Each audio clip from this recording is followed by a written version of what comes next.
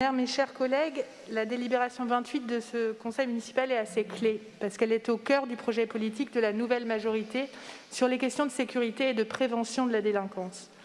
Nous nous félicitons donc du soutien financier de la ville auprès de ces acteurs indispensables au bien vivre ensemble dans notre ville.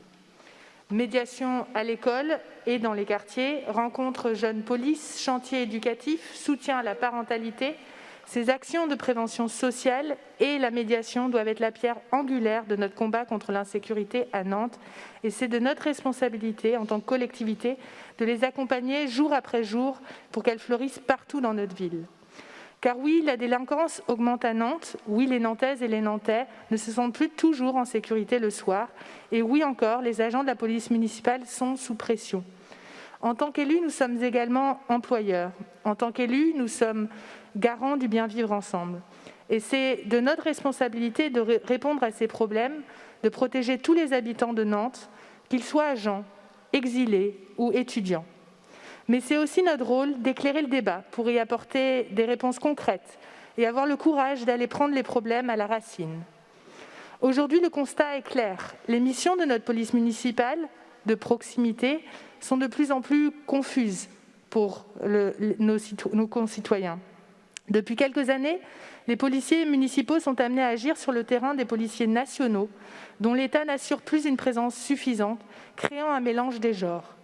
Ainsi, certaines polices municipales n'hésitent plus à augmenter leurs effectifs et à s'armer comme les nationaux. Plus un policier municipal ressemble à un policier national, plus cela contribue à créer de la confusion, ce qui au total ne sert pas les buts que nous poursuivons. La coproduction souhaitable et nécessaire en matière de lutte contre la délinquance et l'insécurité ne doit pas aboutir à la confusion des moyens sur le terrain. Nous devons garantir une police du quotidien, une police qui est proche des gens, une police intégrée dans les quartiers, une police qui ne part pas travailler la boule au ventre, une police qui n'effraie pas quand on l'aperçoit. Ce n'est ni souhaitable pour la sécurité de notre police municipale, ni efficace dans une lutte durable contre les faits de violence. Toutes les collectivités qui ont mis en place une police municipale ont vu leur effectif de police nationale diminuer une fois le dispositif sur pied. Une étude de l'Association des petites villes de France démontre une forte corrélation entre la réduction des effectifs de sécurité de l'État et le recrutement de policiers municipaux. 30% des maires constatent une judiciarisation de leur police, c'est-à-dire un rapprochement ou une confusion entre les missions exercées par leurs policiers et celles des forces de l'ordre.